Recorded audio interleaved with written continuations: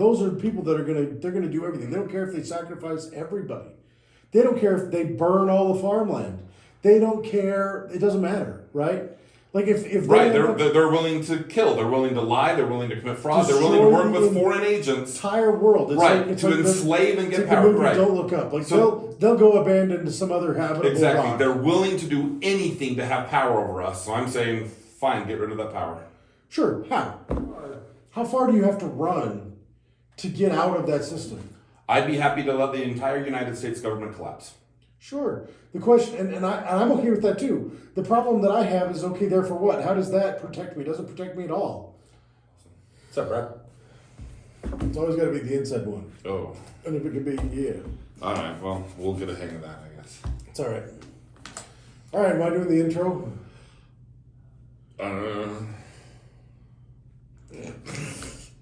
One, two, three, go.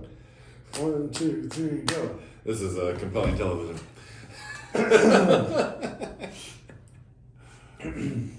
So I lost. I guess that means I do an intro?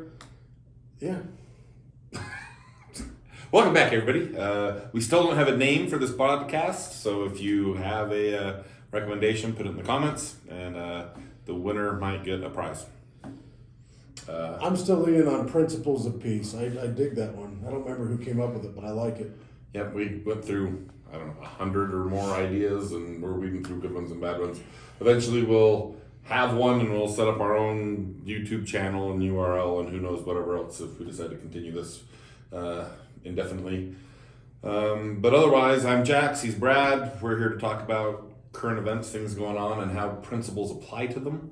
How you should react to the world if you actually follow principles rather than just react and go by whatever the world is doing. All right, so today, I think that there's this interesting concept. There's a lot of people talking about the Durham Report. For years now, they've talked about the Trump-Russia scandal, Trump-Russia collusion, whatever. So here's the reason why it matters. Normally, we really don't care.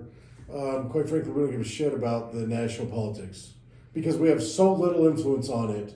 And it's so big and it's so potentially glamorous or otherwise influential that it's kind of like, why waste our time on something we can't do anything about? It's like worrying about something that you can't influence. Yeah. However, I think it provides a good opportunity to showcase principle number 4, I believe it was, or is, that is perspective determines action. At some point, we'll give you a list of the principles we talk about, but go on. We're going to do a lecture series. We're just trying to get started. So here's the thing. Perspective determines action. Here's the thing. If you don't have any better information than the next guy, it's likely that your action in response to that thing that you know or don't know is going to be similar to the other guy. Now, maybe we're all just blindly wandering around. We're going to have blind actions, right? But if you want to be able to have good actions, if you want to be able to really have measured, deliberate action and life, you have to have a good perspective. And perspective comes from knowledge, experience, things you witness, right? Like there's the cycle. It's good times. Well, no, that's a different cycle. What's the other one? Experience comes from bad decisions, and bad decisions come from lack of experience. It's the other way around, huh? Lack of experience leads to bad times lead to good. I don't know. Seriously, I think it's good decisions come from experience and experience comes from bad decisions. That's exactly right. So here's the thing. I slept 2 hours this morning. That was it. I was up all night trying to develop my perspective of the Durham Report. So it's like a 330 some odd page report that in the beginning is crazy dry and super information overload. And then at about page 95, it becomes this like spy novel. Tom Clancy couldn't have done better. No, he totally could and did. Oh, okay. Well. Yeah, so here's the thing. The people, I've been saying here's the thing too much. Apparently when I'm sleep deprived, that happens. You're good. Here's what I learned. The commentators, the regular news cycle people that we've been relying on, that people rely on every day, they haven't read the Durham Report. Because it's 300 and something pages. I haven't read it. He did. My guess is they don't read any report. They get told what to say. Some of them, maybe like the Sean Hannity's, maybe read some of them, the Glenn Beck's, the maybe even some of the like Bill Maher, like they probably I don't know about learned how Bill to Maher, but study maybe enough. like your Anderson Cooper or somebody Anderson, like Penn that. Jillette probably Yeah. would. Like there's some people that do, but for the most part, they're going to read the summary. Now I read the summary of the Durham Report, and I had a pretty good understanding, and I took crazy notes. I didn't know the players. I understood the game at that point, but I didn't know the players. We tried, in fact, we had the Republican Party chairman of the state of Utah who was going to come join us on the podcast. Scheduling didn't work very well. He had a babysitter watching his kids, and he lives clear across the state, but he knows some of the players. Like personally, and he knows the game because he worked for Senator Mike Lee in Washington, D.C., and for quite a while. And so he has kind of some of this familiarity, which we don't have. I'm not sure that we really want to have it. But when the rest of the world is deciding what to do or what should be done or what could be done about the Durham Report, at most, they're looking at the surface level investigation that is summarized in maybe 10 pages. I doubt most of the people actually doing the talking that people tend to trust because they're the face on the news. I doubt most of them have read the summary. They have an employee who read the summary and he gives them some catchy headlines and phrases. So that's what ends up as the headline in the news article or leads the broadcast.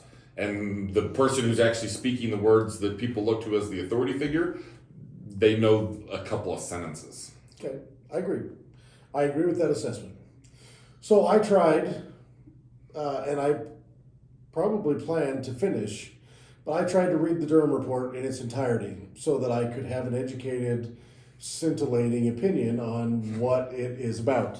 And I stayed up all night, and I got to, I think I'm on page 170 right now of the So report. halfway through, a little over half. A little over half. And I have a fairly good basis of it. I haven't got it all pushed to memory, but I think maybe enough that we can. But again, we don't care so much about the national politics as we do the principles behind them. Agreed. Are you hoping to sit and tell No. the whole story of the report? Because I think I'll give some story because I think people don't know. Okay. I've come up with a relatively good way to summarize it. That'd be good because I bet most people didn't read it because they don't care either. I'm curious what you know about it from the sources you've had.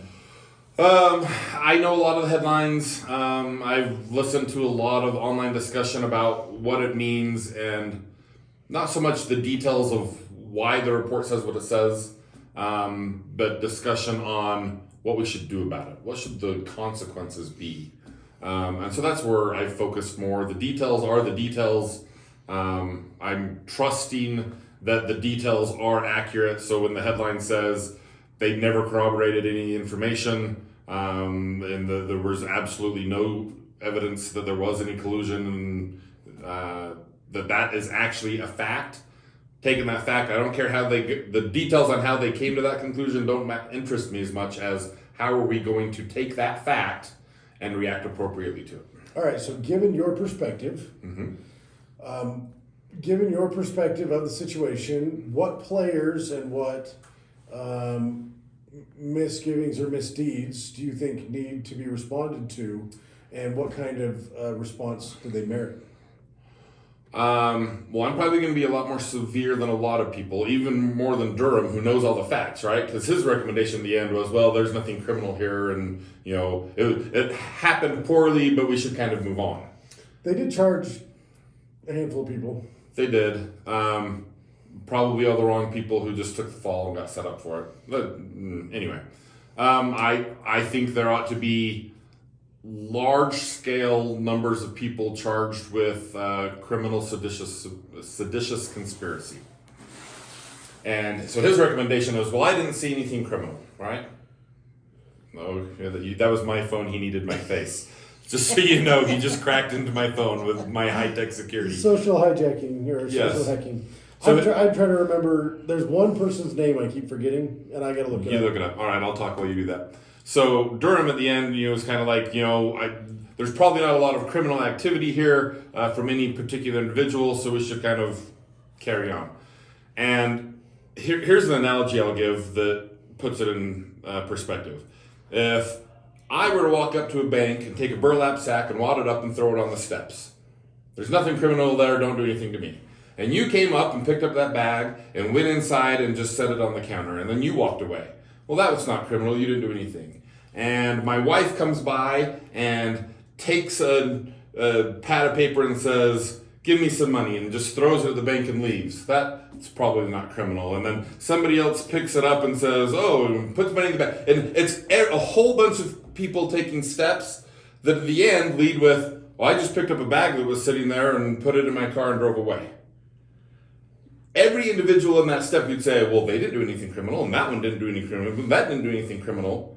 But altogether, they're obviously orchestrating a plan that says, we intend to get money that doesn't belong to us from this bank. This entire setup meant to disrupt the presidency, impeach him twice, fabricate evidence, fail to hold to the law with fidelity. I don't remember exactly what that phrase was that he uses. All of those types of things are a beautiful masterpiece that says there was a mastermind conspiracy here to do this. In the same way you and I might say, look, you can't look at the human body and say all of these random things happened by chance. There had to have been somebody who designed it. I look at all these facts and the way they all got orchestrated and say, this was not just random chance. That all of these monkeys punching keys actually wrote this play. So I think there needs to be wide-scale criminal sedition charges for all of the players who took the steps. Okay. All right.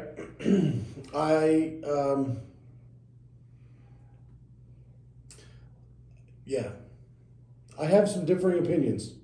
Sweet. And that's okay. So let me tell you, here's an interesting thing. So as I started reading the beginning part of the report, it's almost like you see from government all the time where they're like patting each other on the back for, like, hey, this department did a great job and thanks for giving us your help. And this department did a good job, except for these two guys that were in counterintelligence and they refused to talk with us, except for the one thing that they were totally okay talking to us with. And they gave us that, and we thank them for giving us that, but we wish they would have done better. And we think that there should be something that allows us to get more out of them later. And so this goes on for a long time. They talk about the scope of this thing. I mean, hundreds of interviews, over 6 million pages of discovery, crazy amounts of data. Man, I'm frustrated I can't find this guy's name. We'll get to it later. Here's what I learned. So I knew very little going in. Right, like I knew that there was the Mueller report in 2019. Mm-hmm. And from the Mueller report, it seemed to me like there was lots of wild allegations being thrown around there, but none of them could seem to be instantiated. And it almost, it came across to me. Now, again, my media sources are varied, and maybe some of them aren't as good as others. I mean, I get that from There's always a the hierarchy Fox News of on the competence. right and the CNN on the left. Like, those are my two primary news sources. And neither of them, while I might get opposite sides of the aisle, both of those sides are preaching to their echo chamber. Right? Yeah. And so I don't think you get the full story from either of them. And the reason why I use those as my primary sources is because I keep thinking that maybe somewhere in between is going to be a reasonable expectation. So on the Durham Report, I heard everybody talking about it, and I didn't know anything about it. I didn't know that Durham Was the special investigator. I didn't know that there was I thought that Mueller was done. Like, I thought that was the last. I thought that it was all history. Like, why on earth are we still? I mean, this was 2016, Right. and so I didn't see this coming. And everybody was talking about it like it was like the newest, latest thing. And I was like, well, we ought to. I told you, I said, well, I think we ought to do the Durham Report. And you're like, yeah, I think so too. And then I was like, and the reason why I think that's because I don't know anything about it. And I don't know, have you guys seen, you guys, Jax I know has seen this because I made him watch it. There's a movie called Born Yesterday with Melanie Griffith. If you have not, oh my gosh, if you haven't seen this movie, you need, there's an old one too, like the Melanie Griffith one is a remake. It's a, what do they call that? Do they call it a remake? Remake. It's not a sequel because it wasn't, it's a remake. So, she's brilliant in the movie. And in the movie, she's a ditz. Like, she's a Vegas showgirl that's just John Goodman. Is it John Goodman or John Candy, the male Goodman. actor? So he's like this rich tycoon that's like bribing senators and threatening them, and you know, he's got the hots for her or whatever, and he brings her along and shows her a good life just because he can, and he likes having somebody hot around, and she's dumb. All she wants is, you know, a mink coat and lots of wine and watch her soap operas anytime she feels like it. Well, so then they get to Washington, D.C., and she's an idiot. Like, people laugh at her at parties. People ask her questions, and they're like, what do you think we should do in the Far East? And she's like, what, like Virginia?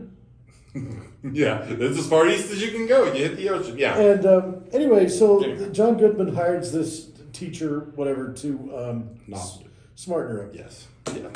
And she actually smartens up. She learns how to read. She learns how to use a dictionary. All of a sudden, all these people that are just pretending to know things, she realizes they're all stupid. Like, they're all just pretending that they know things, and she actually does know things. Like, she's at this group. She's at this table with all these people that are senators and judges and rich businessmen, and they're all arguing, well, you can't do that because it's against the Third Amendment. She's like, no, that's the one that has... That's the Fifth Amendment, actually. And they're like, and John Goodman's like, shut up, dear, you're embarrassing me, because he thinks she's so stupid. And she's like, no, I came up with a fun mnemonic device. I sing the articles, not the Articles of Confederation. What's the the Bill of Rights? The Bill of Rights, the first 10 amendments. I sing those to the 12 Days of Christmas. Yeah.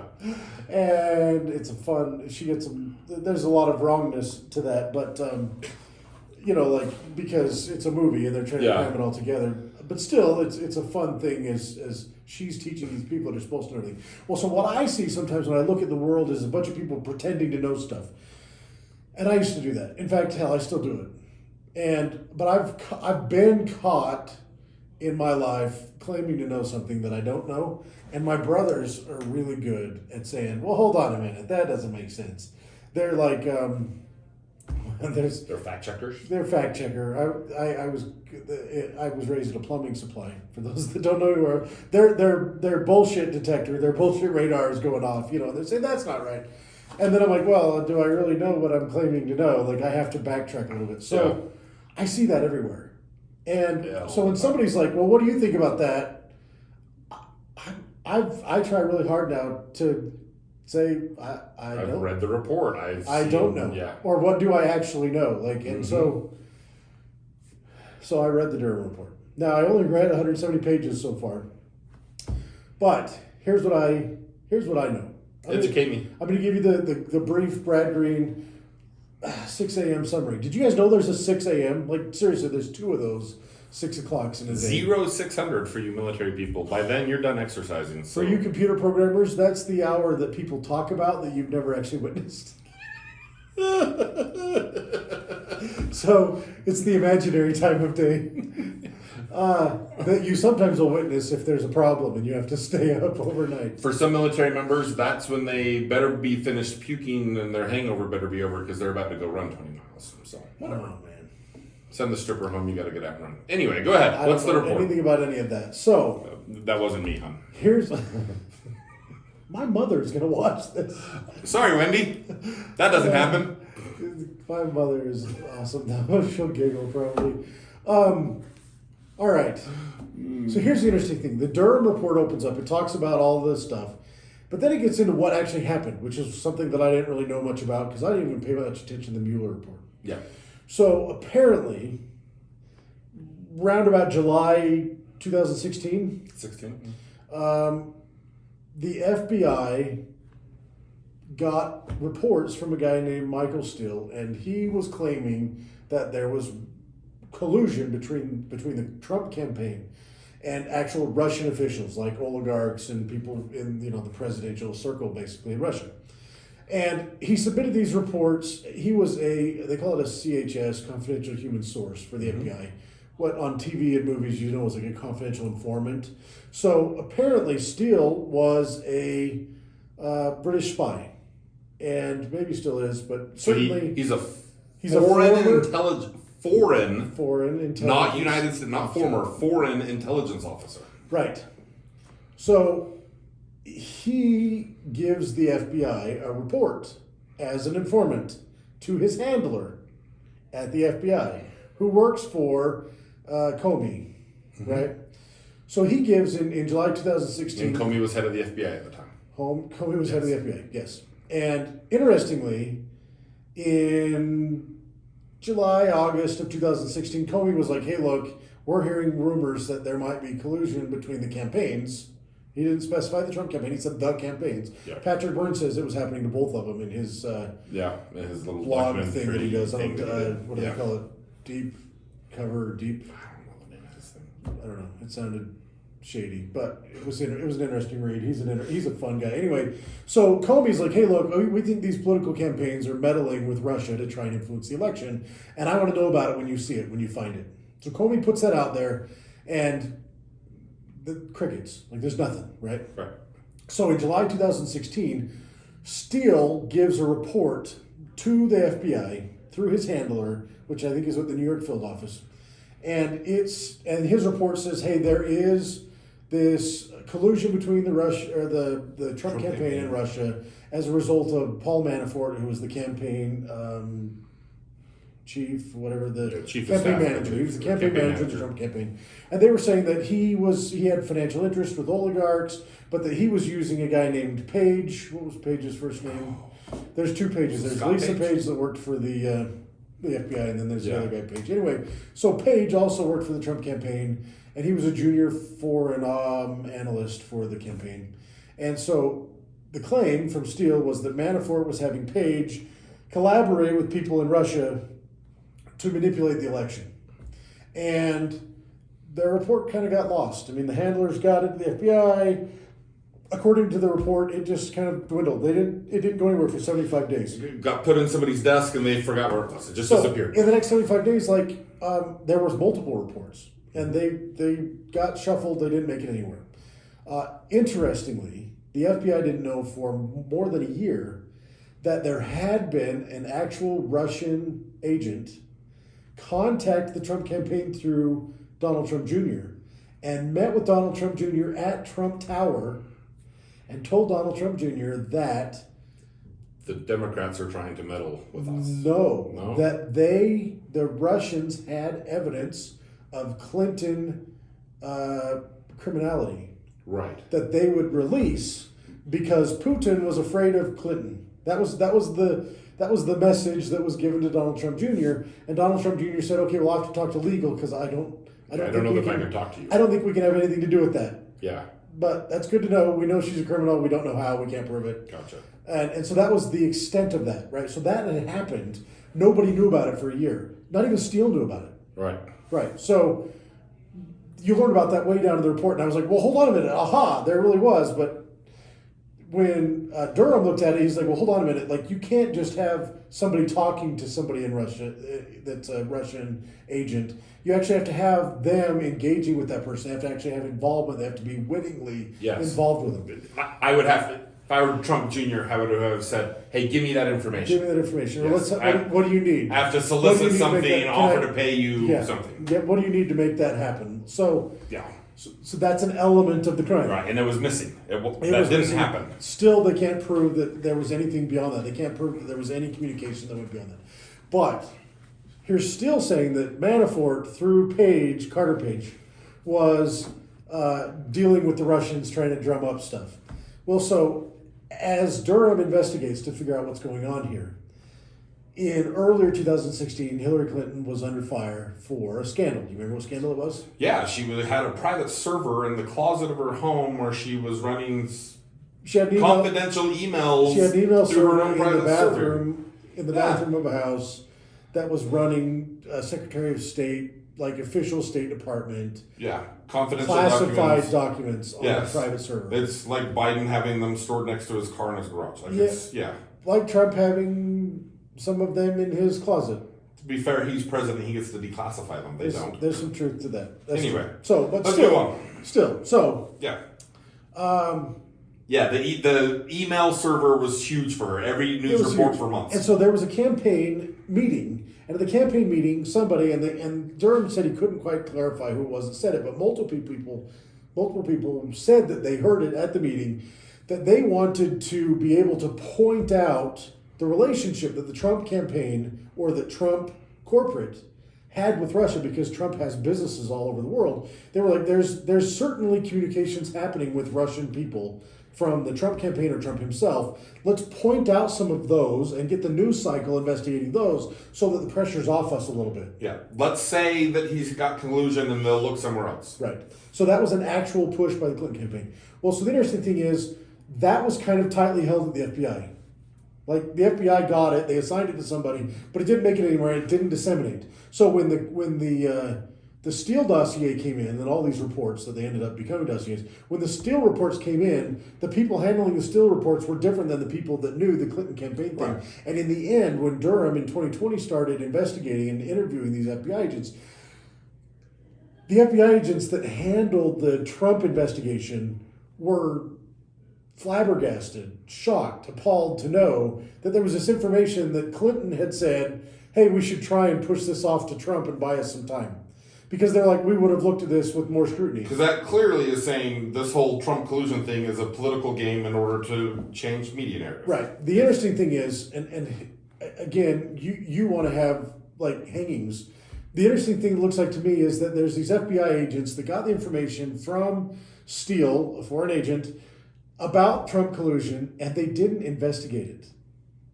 They said, hey, Comey, we found it. What you've been looking for, we found some. Now, that didn't happen until way later, and the triggering event of that is freaking hilarious. But they said, hey, we've got this. And he was like, oh, we need to run with this. Like, we have to go right now. They launched a full investigation, the full weight and power of the FBI. They never actually checked the data. They never actually checked the evidence to see if there was something there. And in the end, they all got egg on their face, and the FBI agents are embarrassed as hell because they investigated it. They pushed it. They put all this weight behind it. They unmasked the electronic surveillance data of a presidential candidate that ended up becoming president of the United States and his campaign and his closest associates over something that they, in the end, they could never corroborate. That they didn't even try to corroborate. And so the FBI agents, they're now egg on their face, and now they're like being told, hey, the Clinton campaign actually suggested this, and the FBI had a file on it that they should try and offload the pressure by blaming Trump-Russion collusion. To point out how bad it is to not even try, it would be as if you get a 911 call that says, hey, somebody just got shot out there. Please go out and file reports, and there's a press release, and hey, somebody got shot, and yada, yada, yada. They go through all that stuff, and they don't ever send an officer out to see if somebody actually got shot. That's what they failed to do. Yep. And so the Durham Report shows how some of the people that did, like apparently there's a guy that has to sign off. Anytime you file for a FISA court request, FISA is the Foreign Intelligence Services Agency. So being able to request that you treat an American specifically as potentially a foreign agent so that you can gather data about them so that their rights, their human rights protected by the Constitution can be violated. Yes. This is a necessary due process step. You have to have an agent that says the information in this report has been validated. It's been vetted. I am putting forward my assertion that this is true. Yeah, all the credibility you have for me tells me that this is accurate. Yes. And they didn't vet it. And everybody else thought that people did it, including the guy that was supposed to sign to say it had been done. Mm-hmm. He had been told it had already been verified, but he couldn't say who did it, who told him that. Everybody thought they claimed that everybody thought somebody else had done the vetting, but nobody had done the vetting. And so they were pushing this. So in the end, as things washed out, here's what you find out. You find out the Hillary Clinton campaign was going to try and offload the pressure. You learn that there was this guy named, dang it, I just looked it up and then I forgot it. Comer, is that his name? That's what you were trying to tell me earlier in the day. Dolan. Charles Dolan. He is a Virginia-based public relations professional, previously held multiple positions and roles in the Democrat National Committee and the Democrat Party. So this is a politically connected guy in the Democrat Party. And interestingly, that this comes from the Democrat Party. So he, in the whole report, the 170 pages I've read so far, he is the one person who's actually American that has more ties to Russian oligarchs and Russian politicians than anybody in the whole report. Right. And it is very clear from the Durham Report that he was feeding information to this guy named Dankovich or something like that. Dan Chernovich. Russian, hard to pronounce, got it. And Dan Chernovich. He's like 40 years old at the time. He was FSB. Or at least he claims he was FSB. Apparently they had a counterintelligence. The FBI had a counterintelligence like study investigation into him, and they thought he abandoned the country, and so they like closed it. Right. They never got resolved. So he's the guy. He's feeding information to Steele. He's getting it from Dolan. Right. So Dolan at the DNC, with all of his Russian So connections, he's not more at than the anyone, DNC anymore. But he is giving information to the Russian operative, and the Russian operative is then giving it to Steele, who gives it to the FBI. Right, but Steele was hired. Remember, Fusion. MI6 Fusion GPS hired Steele. Mm-hmm. Fusion GPS was hired to do opposition research by the Clinton campaign Yes. through her law firm. So she hires the law firm, tells them, "Hey, look, we got to dig up dirt on Trump. That's common. That's not illegal. You can dig up dirt on your opponent. I mean, dirty elections happen, and it's completely legal." Yeah. So the law firm hires Fusion GPS for opposition research.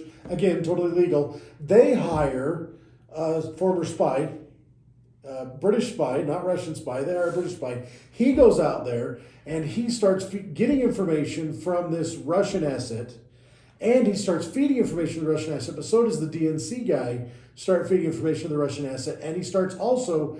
Both the DNC guy, the Russian asset, and Steele are all talking to the FBI from a different angle. They're talking amongst themselves, and they start giving it to the press. Well, so when the reports get lost in the FBI, they've given them to the press, and the press is saying, "Hey, look, the FBI doesn't know anything about this." And so the press isn't running it. And so they're like waiting, like all of this is just building up, and they're like, what the heck is going to happen? Because this should have been moving already. Comey knows that it's, now, again, this is speculation. Comey knew that this was supposed to be coming down, and he was looking for it. The interesting thing is he announced that he was looking for it about the same time that it all started building. And it just sits there. Nothing happens. Nothing happens. And finally, the press starts talking about it. There was a Yahoo News article that kind of breaks the story. And all of a sudden, everything starts to kind of trickle, but it's making it slowly because everybody's like trying to like cover their back. They're like, "Oh, it's not my fault that it got lost." And then Donald Trump Jr. met with the Russian guy and was like, "Look, I don't know that we can deal with you. No further communication." Well, apparently an unpaid foreign policy advisor is chilling at a bar in Australia. Trump advisor. Trump advisor. He's chilling at a bar in Australia, and he's garrulous, chatty, verbose. He wants to brag about. He wants to brag. He's a good little He's drunk. kind of like 25-year-old me, but he's like 60. All right, so he's there. He's getting a little bit tipsy, and he's bragging about what a big man he is and how he's important, and he knows all this important stuff. And he's like, "I know that the Trump campaign's met with Russian people, and the Russian people say that they have proof that Hillary Clinton has done criminal trespasses. She's criminally convictable with the information that they're going to release during the campaign. It's going to be awesome, and I know all this cool stuff because I'm awesome." And so he's bragging about this stuff. And Australian officials... Drunk guy trying to pick up a girl by bragging. Got it. Maybe. So Australian officials are required by their rules, their policy and procedure to report that to their counterparts in the U.S. And so they put together a report. They put it together vague, including stuff like, we think the guy was drunk, we think he was showing off. I don't think he's corroborated any of this. It's complete hearsay. But there's this thing. And so they send that along, and it hits the FBI July 20, no, it was later. It was September something, because it's 75 days after the July 27th. Right, yeah, it was within a Steele couple of report. weeks of the election. So 3 days later, Comey has gotten this report from Australia, doesn't investigate. They don't talk to the guy. His name is like Papadopoulos or some... Right, they never go talk to him. Papadopoulos, I think, is legit his name. They don't talk to him. They don't actually ask the Australian guys for clarification on why they worded the report the way that they did. They take the wire and they're like, "This is proof of Russian collusion." Mm-hmm. 3 days later, there's a full investigation, and they're starting to file FISA reports, and they're including what they've now found in the Steele reports in their dossier for the FISA court. And that information appears to have been fed by Dolan to... Russian agent. Dankovich and Michael Steele also. And all of this is now being included without checking in FISA requests, and then it's hitting the FISA courts. So this Russian collusion thing goes crazy, right? The heat is off Hillary Clinton. Donald Trump is under investigation. And guess what? Still, I bet 30% of the country, even though in the end of all of this, none of it can be corroborated. The FBI even offered, and blew my mind, they offered Steele $1 million cash if he could corroborate any of the information. Corroborate. Now, here's the interesting thing.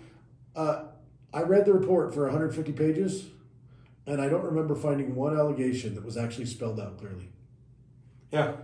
Like there's all these allegations, and there's 4 Steele reports. I'm like, okay, well, what was the allegation? Like, what the heck actually happened? And so then I'm like, okay, hold on a minute. They're claiming that there was allegations against Manafort. So I just searched for Manafort and I read every article, every paragraph that had the word Manafort in it. They were alleging that he owed a bunch of money to people, that Russian oligarchs had given him money and that he owed them money back, but they thought that he was using that money to help the campaign. And that was the allegation in the report. Now it turns out they charged him with 8 counts of mortgage fraud and wire fraud, and he ended up being convicted on 5. But it happened before any of this was right. What you're saying, where there's no, they're saying there's allegation that you've colluded with Russians. We're going through, but they don't say what the collusion is. This person talked to that person. They're not detailing how you colluded. They're just saying we know there's collusion. So Durham suggests that the guy that met with Eric Trump was a plant. Like he was there to build plausible deniability or plausible action, probable cause. Sorry, that's the word I'm working. Right. So they go to their Russian friend and say, "Go meet with them," so we can say they're meeting. Right. The FBI never learned about that. Yeah. Until the Trump campaign later got interviewed by Durham, they didn't know that they had actually met with somebody from Russia. Yeah. And yet that guy most likely was a plant actually by Russia or by people in Russia that wanted this to all shake out. Because that realistically was what they were all claiming was happening, but they couldn't prove it. Even when Steele was offered $1 million, you couldn't prove it. And when Dankovich, whatever his name is, they put him on the payroll despite having an outstanding counter-intel investigation. The FBI, not the FBI put him on the paid payroll as a confidential informant. They paid him $220,000 over 5 years to inform for them, and they had a contract for another $300,000 that they were going to pay him before somebody said, well, hold on a minute, this guy is under investigation by the FBI for counter. Yeah, he's a wanted FBI person, wanted for conducting. And they brought charges. Durham brought charges against him. Yes, but the FBI was paying him when he was under. Yes. Not for spying, not for. I mean, he was a foreign national, actually being paid by Michael Still through a company that was bankrupt that he worked for previously because he had to keep his work visa somehow to stay in the U.S. Mm-hmm. And he got $440,000 paid from European companies over 18 months. Like a variety of them. And he was just kind of... Anyway, so he was providing the evidence. And it seems fairly clear from the Durham Report that Dolan had something to do with getting all of the right people in the right order. But they couldn't... It's funny to me because it looks like they orchestrated it, but nobody knew that they actually had somebody meet with Donald Trump Jr. Because that meeting, my guess is they couldn't actually show that meeting because that meeting, Donald Trump Jr. had the right answer. Yeah. And so... They would have pointed, if he had said, oh, give me a file, give me something, then they would have absolutely had it. Because he answered appropriately, hey, we can't touch this, you're going to have to take it to somebody else. They're like, let's not highlight the fact that they acted appropriately. That's called exculpatory evidence, and they totally ignored it. Yep. So the claim that Manafort was taking money from Russian oligarchs didn't really pan out. They claimed that there was collusion specifically for criminality. They couldn't prove that. They claimed that Donald Trump had prostitutes at the Ritz-Carlton in Moscow. But they peed on him. Here's the weird thing. They couldn't, like that one, the news loved that. I mean, because we love human depravity, apparently, as Americans. Yeah. So the Durham Report tried to investigate that because while it isn't criminal, especially if it happened in Russia, this is gross. It's salacious and newsworthy.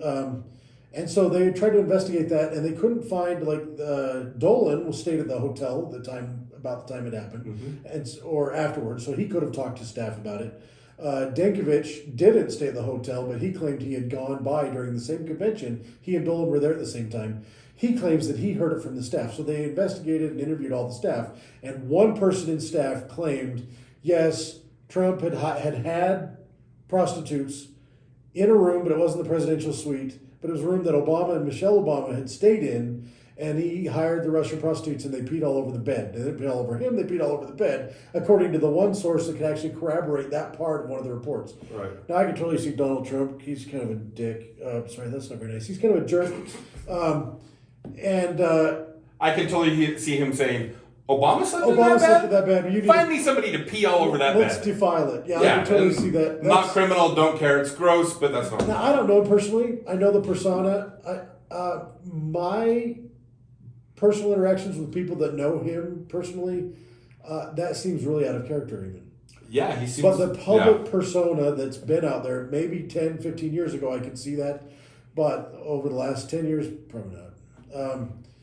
Maybe. Who knows? It doesn't matter. I don't care. It's not criminal. No. So anyway, none of those could be borne out. And in the end, when they started actually interviewing the people that were feeding the information, like Denkovich, like Dolan, they admitted that they had fabricated it. Yeah.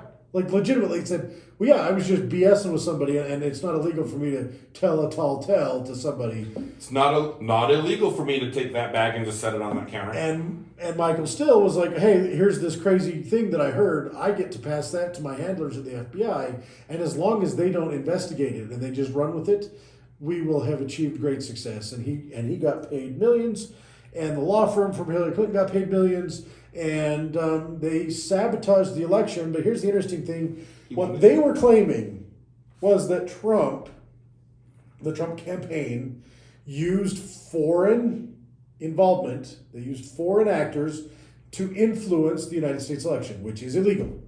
And I'm sorry, what did they do? They hired Steele, who was a what? They hired foreign nationals. In order to do what? In order to feed informants and for the give purpose bad of information for the purpose of creating an FBI investigation that would influence the election against Trump. So all the allegations of What what they Trump claimed did. Trump was doing, which would have been treasonous essentially, they were actually trying to prove that Trump was doing it, or just trying to get people to believe that Trump was doing it. So when you mockingly say you want hangings, but you use the word treasonous, are they not treasonous? I don't know. Here's the challenge that I have. I'm not saying take everyone involved and hang them. I think there should be massive indictments of everyone involved and investigate whether or not they are part of the conspiracy or just the peon who got given an assignment by the conspirators. I agree. And the weird thing is, like, the one guy they actually brought charges against, that Dankovich guy, like, he did do some jail time. In the end, with the bigger charges, they had a hung jury. They couldn't get, it wasn't clear enough. I mean, the report goes into talk about how hard it is to get a unanimous verdict, especially in political cases, because you have some people that have their political alliances one way or the other. So you have to be able to persuade them rationally that something Where was the happened trial? that was bigger. I don't know. Was it in D.C.? I don't know. I'm probably not to that part of the report yet. Oh, okay. Yeah, no kidding. I mean, Everyone in think of D.C. is paid by one party or the other. So still, regardless where you're at, even Yeah. Cedar City, Utah, where you're 80% Republican, you're going to have a hard time not having people on a jury measure their understanding of the issue against their political bias. I get it. And it takes unanimous verdict for criminal convictions. Yep. It's a high bar. It's supposed to be, right? Yeah. And so here I find myself going, okay, well, who would it be? Who would I persecute? There were that I know there were Persecute three. or prosecute? Prosecute. I'll persecute a whole bunch Say of people. Prosecute not as many. Prosecute. There were 3 FBI agents prosecuted. Yeah. And they didn't name them all, which means at least one of them was a gagged trial, which means that guy's probably still an FBI agent. My guess is that was probably Comey. That's my opinion. The interesting thing is I didn't find anything about, what's the guy, Schitz or whatever, the guy that everybody talks about? Adam Schiff? Schiff, yeah, that's the guy. The congressman from California who... So everybody in the Durham, or in the Mueller report, he was what they were all talking about. I haven't found his name in the report yet. Schiff is one I would include in the prosecution for seditious conspiracy, or at least committing fraud on the American people. He went out numerous times and said, I have seen non-circumstantial evidence that these claims are true. And yet at the end of the day, there's no evidence. It was impossible for him to have had it. He lied and committed fraud on the American people for political purposes to destroy a sitting president. Yep. However, and he's not alone. There's a lot of them. The interesting standard is if a foreign agent were to lie to manipulate the politics of the election of America, that would be considered like spy activity. Right. But it's a foreign agent that probably doesn't from foreign land. We can't touch it. But if an American puts them up to it, then it totally is seditious, essentially, for that American. Well, so politicians lie to us all the time, especially people in Congress, and they get away with it. And not only do they get away with it, it's basically considered legal in the courts. The elections are supposed to fix that, but Americans aren't paying attention. They don't know how to pay attention. They don't know what to do about it. They don't understand. They're kept from the information, and the education system only gives them enough education to not uprise against those people that are wanting to control us and rule us. Yeah. That was a really long, short summary, my friend. I know. Do we want to take time and actually talk about what we should do about it? Well, so that's where I come down to it. Like, I find myself saying, okay, Clinton hired a law firm. It's an American law firm. They hired Fusion GPS. I don't know where Fusion GPS is registered, but the guy Simpson, I'm trying to remember his first name. I think they're an American-based company. Yeah. If not, the Simpson guy that was involved in this particular part of it, he's American. Sussman, who was a guy that worked at the law firm, he was also informing to the FBI. His information claiming that he wasn't working for anybody. And I think they did bring charges, or maybe they decided that they couldn't. I don't remember Sussman what he's run up against, but I think he should have had charges brought if he hasn't already. Again, that's something we should figure out. Maybe not us, but the American people should know these players. They should know what consequences have come to them. And he was clearly billing the Clinton campaign. Every time he talked to the FBI, there was a Clinton campaign billing from the law firm. Fusion GPS hired Michael Still. Now, if Fusion GPS is an American company, they hired a foreign agent to manipulate the election because Michael Still most definitely did engage in actions to manipulate the election. Now, the law doesn't even matter that he's a foreign agent for a country we're friendly with because he's English. It doesn't. Doesn't matter at all. The law doesn't distinguish between Russia, who we don't like and we consider enemies, and England a friend. So the weird thing for me is that it's like, okay, there's a separate standard. An American can go out there and meddle in the election as much as they want. They can We're supposed to campaign. They can lie and campaign, and that's legal. But if a foreign agent is hired to do it by an American, the American hiring the foreign agent is now guilty of perpetuating a fraud against the American people, and it steps into the ring potentially of treason. And it is weird. So I find myself going, well, who cares what country they're from? Steal clearly fabricated information intentionally with the goal of manipulating the election. FBI agents intentionally looked the other way so that they could actually get FISA reports so that they could do the investigation that they thought merited their violating of protocol. And there was tons of text messages of like these guys with all kinds of horrible opinions of Trump, all kinds of bad language. I mean, this is what we spend trillions a year on. Really incompetent people that have biases, and they don't care that it hurts real people that are trying to make a difference. So what do you do? My opinion is that Clinton,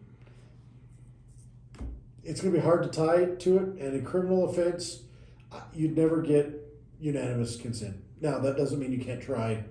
I think she's basically blacklisted from politics. I don't think that there's ever anything that comes out of that. So then you're like, okay, what about Comey? Right? Like, okay, there should be an investigation of Comey. That should be public. Again, I think you end up with 50-50 split. People still think Russian collusion happened. So then you've got Sussman, the guy at the law firm, right? Absolutely, he was lying to the FBI. Absolutely, he was involved in the foreign meddling. Absolutely, he should be on trial if he hasn't been, and maybe still anyway. So then the Fusion GPS guy, well, the company and Simpson, yes, absolutely, those guys actually did the hiring of a foreign intelligence officer to meddle in the election. So Fusion should be at the highest, in my opinion. There's no reason not to pursue them to the ends of the earth. And Steele, I think, should be charged as an enemy combatant spy, the same way James Bond movies make it look like companies like seriously go after British spies. And I think that he should be whatever the status non bueno or whatever the Persona non grata. Persona non grata. Anyway, you're a person no bueno. No bueno. I'm coming up. I speak 3 languages and none of them were the right one. So, Mr. Steele, you're a persona no bueno. Here's the place though where I find significant danger. Mm-hmm. Chuck Dolan. Yeah. That guy's as influential in Russian and American politics as you can be. Appears to have had hands-off arm's length connection with all of this. It appears to me, from reading the report, that if he wasn't the mastermind, he was the key player.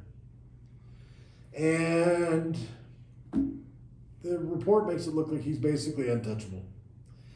And that's the kind of guy where you might actually get unanimous verdict from a jury because I think the evidence is damning enough. Aside from that, that's the kind of guy that, yes, if Here's my fear. My fear is that I can't say what I think should happen to him because the government doesn't have the ability to do it. Right, if I say what I think really should happen, YouTube won't let this get played and I maybe go to jail. Anyway, my fear is taking Dolan. You say he appears to have this hands-off thing even though all the evidence looks like, man, he had to have obviously... He admitted to have fabricated the information. It's not too dissimilar. Intentionally to... Right. It's not too dissimilar in my mind. We brought up Hillary's email server, whatnot. They got found drilling hard drives and bleaching things and like obviously destroying evidence. And there are operations that are so sophisticated that they have mastered the art of just destroying the evidence.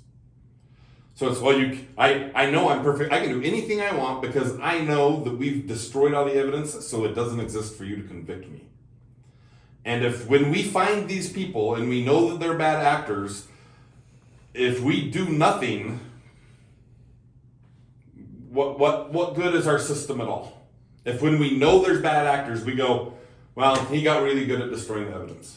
Because this is why I don't trust our elections at all. Right? It's a whole different, but it's the same thing. I think they're so good at destroying the evidence that we just can't prove it happened. So everyone says, well, there's no proof. It's because they're good at destroying. Right, so here's where I come in on that. There's two thoughts that I have on this matter. First, when the founding fathers, which I don't like using that phrase, it's been overused, when the framers of our Constitution and our nation put together the justice system that they thought was adequate due process, they said we need to give the benefit of the doubt to the accused in all cases. Yes. And if we can't catch them and punish them for their wrongdoings, God will have his vengeance. Right? That was the whole concept. That concept still exists today, and that's why you have to have a unanimous verdict beyond reasonable doubt. Okay. So that still exists. My opinion, God will have his vengeance. Agreed. And I believe in God enough to believe that they may have an opportunity to repent, but my guess is they're going to suffer forever for what they did. Now, position number 2. While you may not be able to get a conviction, while the politically charged nature of things may not get you criminal conviction, you may be able to get civil. That's what I'm talking about. The ability to shun somebody from society. So back in the Israelite nation, when they had the 10 Commandments, right? And they had like the punishment, the maximum punishment allowed. The maximum punishment allowed for things like adultery and rebellion against your parents was to be killed, right? Yeah, like, stoned. Stoned. Yeah, there was an execution, right? Yeah. So the interesting thing is they normally didn't actually execute people. They shunned them. They exiled them. They were like, look, you are now persona non grata. If you come back into our civilization, we can kill you. You are marked for death.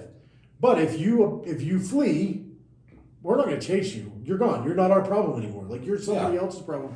You can run away. So in my opinion, while we may not have the ability to exile because we still need due process, the American people, if they were paying attention, actively involved, and had better press than we have now, they could exile them from society, preventing them from having jobs, preventing them from being in politics, preventing them from having any kind of trust. But we would have to actually be activists with our transactions. And we'd have to have near 100% buy-in. If there's a community that accepts him, then it doesn't work. I don't think you have to. I mean, even if you think about... if the entire rest of the nation could do that, but the city of New York says, "Yeah, you're fine here," you still do. I mean, even in New York, I'm going to go to New York like in a week, 2 weeks. Don't get shot. Been there, done that. Got the T-shirt. So in New York, if I were to run into this guy, it may not be legal for me to kill him in New York, right? But I absolutely could give him, I could push the envelope of how much of a bad time I could give this person. And I think that the nature, the degree to which a society is convinced that somebody's a bad actor, that somebody is evil, is the degree to which their quality of life is degraded, and you create that impediment, you create that reason for people in the future not to do the same bad thing. Like you create that deterrent. And it creates some punishment, and then God has his vengeance in the end. Now, the alternative is for some guy to step up, like what's the movie Citizen? Law-abiding citizen. Law-abiding citizen, where the guy goes through and executes everybody that was involved in letting a criminal go that had raped and killed his family, right? And I don't generally believe in that. However, it doesn't hurt me too badly if people feel that, because they will be judged by God too. If they're wrong, you better make sure that's an eternity of punishment. Like personally, I'm not that certain about almost anything. Right? Like, am I going to risk my eternity for how I think I understand something from the data that I don't? Yeah. The Durham Report is fairly clear and it's detailed. None of that is clear enough to me, nor can I corroborate any of it adequately enough for me to take any kind of action where I risk my eternity. Okay. So, therefore what? In my opinion, we exile them. Have you heard, my parents used to say your name will be mud, right? Did you know that actually came from an actual guy? Yeah. That I don't even know the story behind it. I read it on some kind of a Tuttle Twins thing. There was a guy that actually did something that was horrible, and instead of being exiled by society, they were like, oh, we're going to use his name derogatorily forever.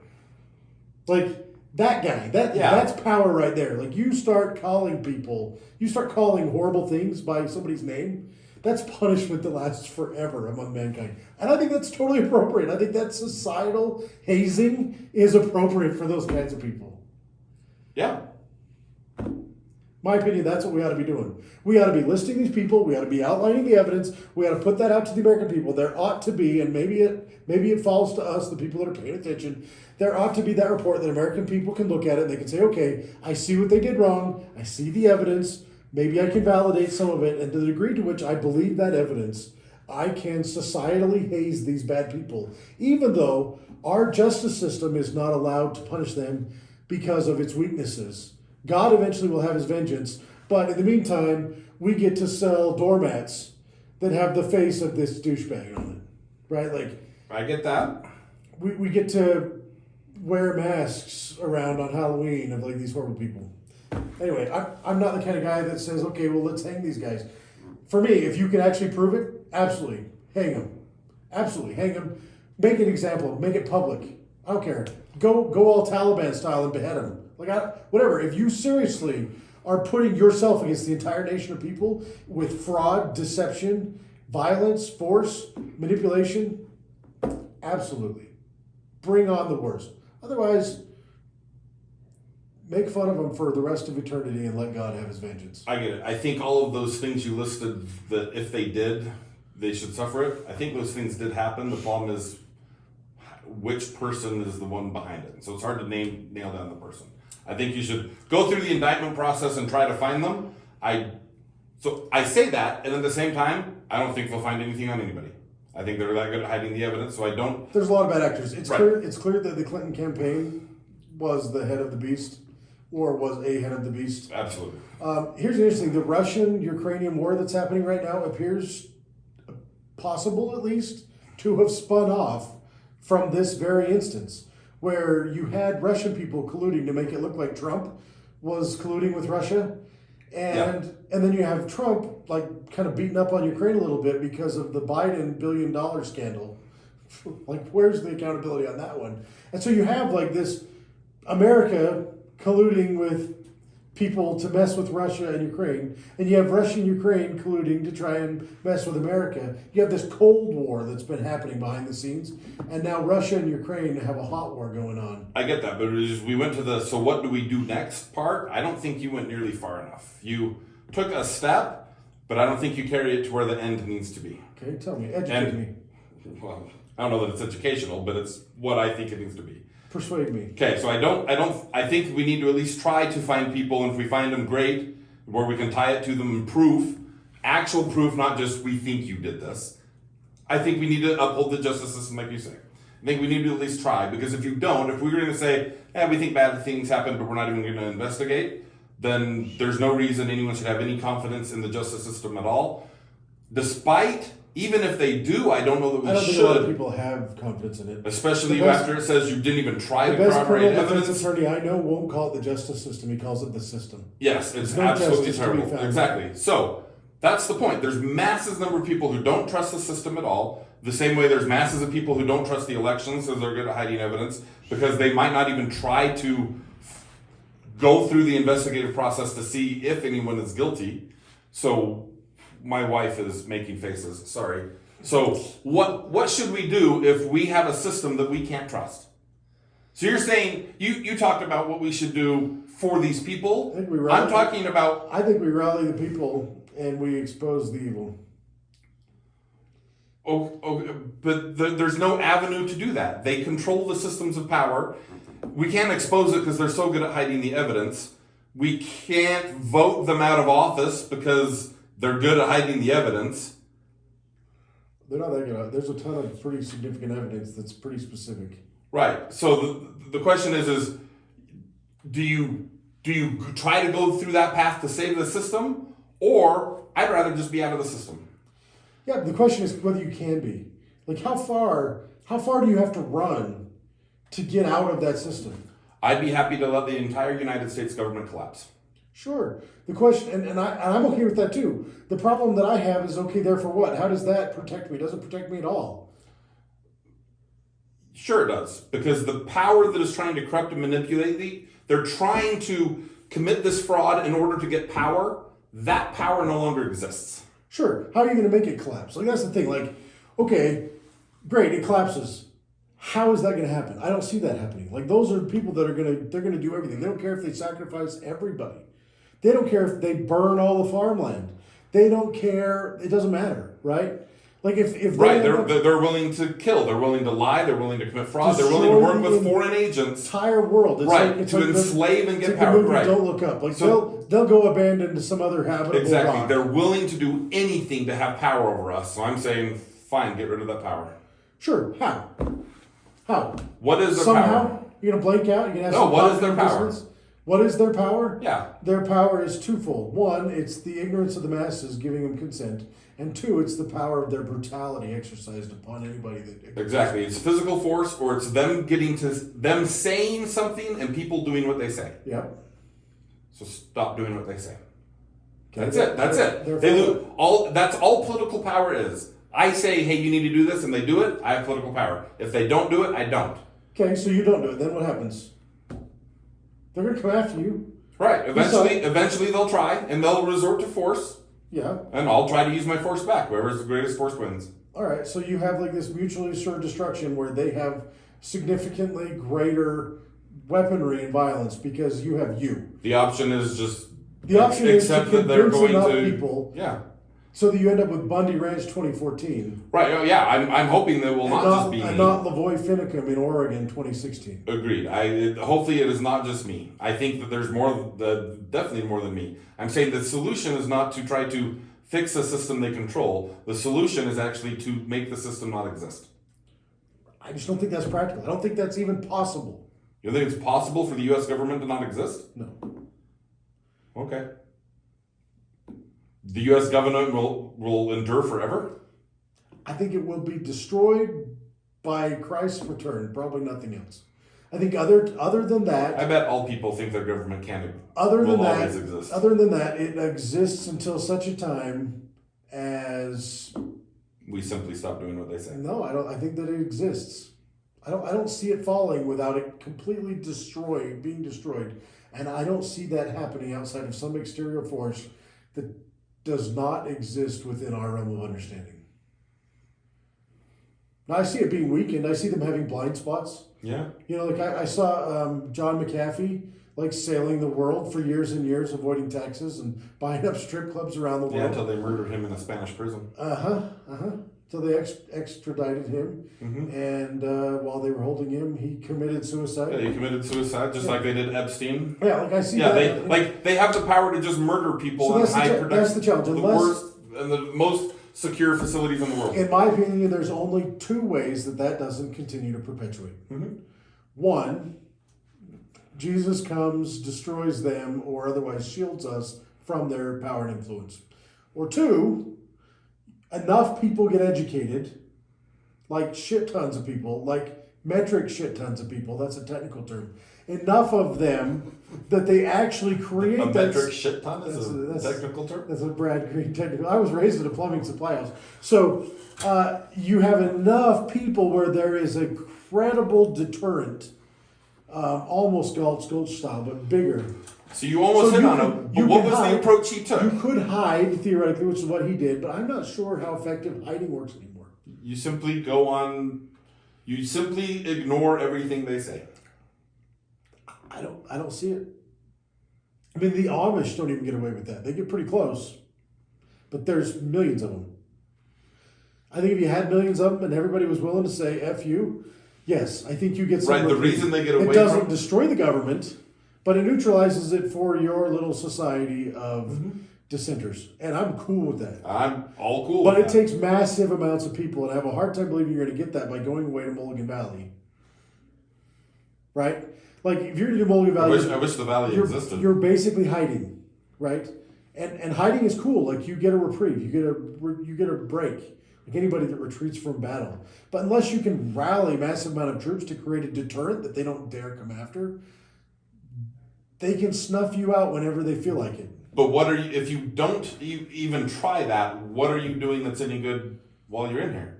You're going to keep voting in a broken system? No, you continue to rally people. Agreed. It's the rallying of people that's the only... That's why we're doing this, to try to educate people, whatnot. I'm with you. You and I are on the same page on that. Yes. But it still, most likely, doesn't destroy the government. It neutralizes it for the people that are rallied and organized. That's it. Maybe. I think it takes 11% to actually make that massive change. Yeah, I don't know where the math works out there, but sure, 11%. Well, so you have like the 3%ers. You've heard of the 3%ers. Yes, right? it takes 3% so of the population. Their argument was that in the Revolutionary War, you had to have 3% that were willing to take up arms, not willing to die for their country, but willing to kill for it. Yeah. Right, 3%. But then you had to have 11% total that were willing to support them. Willing to support them. You had to have 11% of the nation as supporters, because you're going to end up with extremists on both ends. You're going to end up with the people that are in charge, the Tories or whatever you want to call them, and then you're going to end up with the people in the middle that are like, I don't want to be involved. I think you're we've going to have got the people at the bottom that are right supporting now. it. I don't think so. I think we're way too ignorant. I think you'd be hard pressed to find 1% that were actually educated enough to articulate what that rallying cry needs to be and how to effectuate it. Well, then, what we really need then is you or someone else to write common sense. We need that kind of pamphlet. Someone else. Yep, that kind of pamphlet. Because this kind of report on the Donald Trump has a huge following, more than 11%, who are going to say this whole system is rigged. We need to just break the system. That following is worthless in this conversation. You think about what they've done. Donald Trump was absolutely railroaded on every...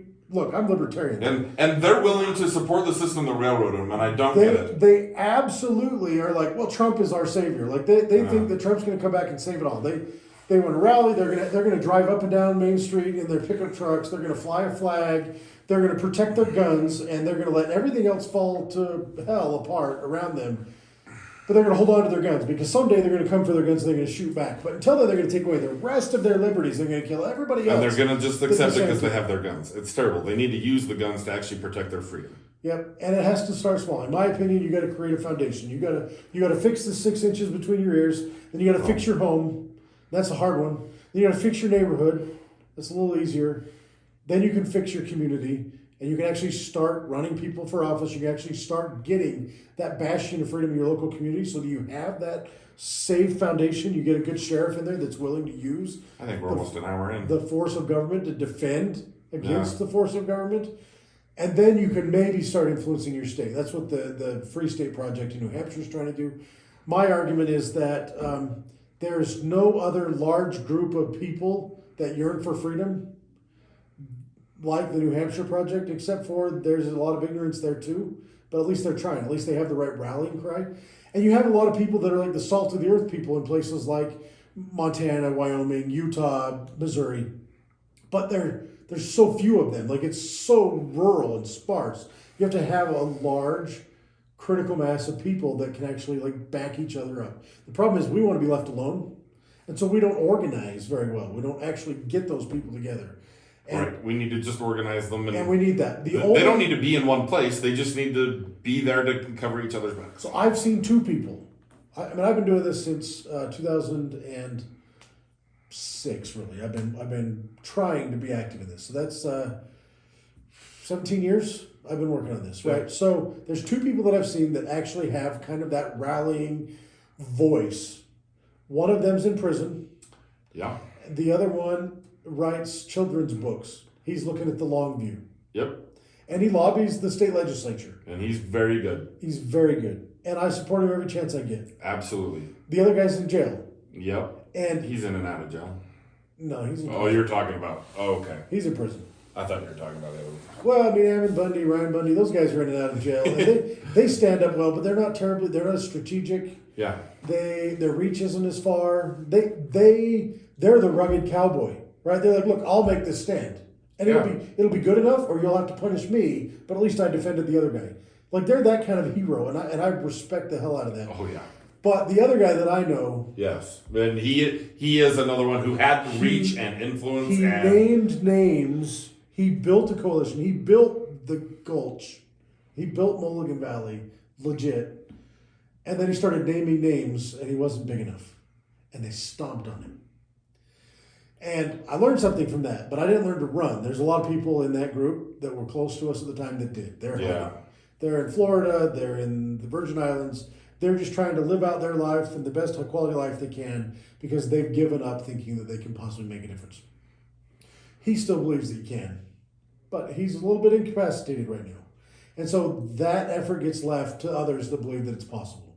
That's us. Now, maybe him in another 11 years.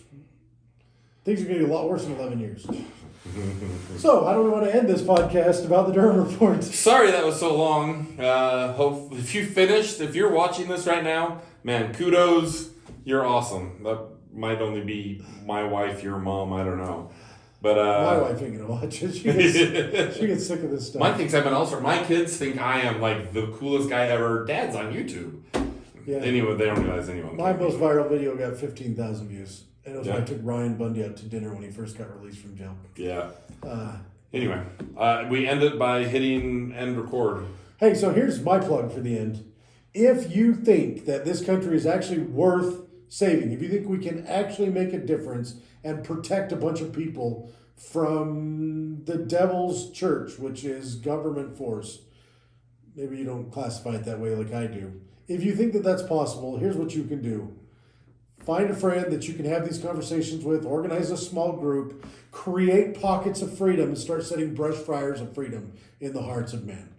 That's it. A little bit at a time, and pretty soon we all kind of grow that brush fire together, and we actually have protection. I think that's the only way outside of Jesus himself coming and protecting us, which fight like it's all on you and pray like it's all on him. Take the step that you've got, whatever it is that you're capable of. If you're not actively involved in fighting for freedom, part of this is on you. Do better. That's really good advice. Lots of people who would listen to this and probably agree with us are all in on stockpiling guns and having seeds and water supplies and those kinds of things. The most important thing that you're going to have in that kind of bug out emergency plan is going to be your relationships. The people around you. People are assets. If you do not have a good group of people around you that you can talk about these things and maybe even disagree, you need to develop that and find the people who are like-minded and be friends with them, and find the people who you disagree with and help them become like-minded. So, cheers.